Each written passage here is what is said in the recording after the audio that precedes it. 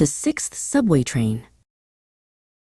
Elias lived his life by the ticking of a pocket watch. Every morning he caught the 8:05 train to the city, and every evening he caught the 5:15 back home.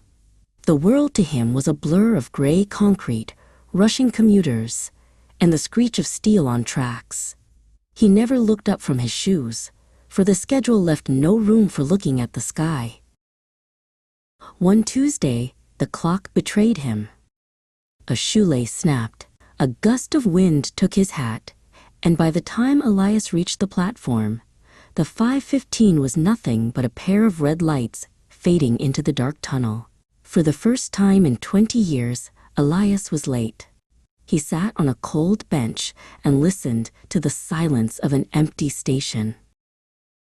As the echoes of the city faded, a soft golden light flickered behind a door marked maintenance. It wasn't a metal door, but one made of heavy oak with a brass handle. Curious, Elias pushed it open. Instead of a broom closet, he found a spiraling staircase made of polished mahogany that smelled of old books and rain. At the bottom of the stairs sat a second platform, hidden deep beneath the earth. A woman stood there, wearing a velvet coat, the color of a summer midnight.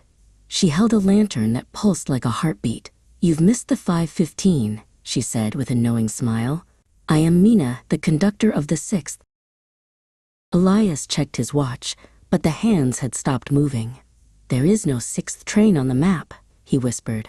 Mina gestured toward the tracks. "The first 5 trains take you where you need to go," she explained. "The 6th train takes you where you have forgotten you wanted to be." With a sound like a distant cello, the 6th train arrived. It was not made of metal and plastic, but of glass and cedar wood. Its windows were wide and arched, and the interior glowed with the light of 1,000 fireflies. Elias followed Mina onto the train, stepping onto a carpet as soft as moss. The train pulled away, but it did not move through a tunnel.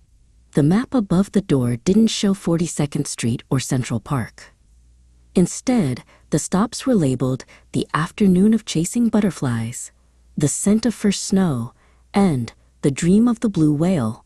Elias reached up, his fingers trembling as he touched the glowing ink.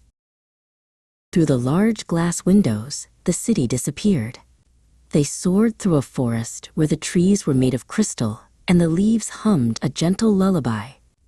Elias watched as mechanical birds with copper wings raced alongside the train, their eyes sparkling like emeralds. He realized he hadn't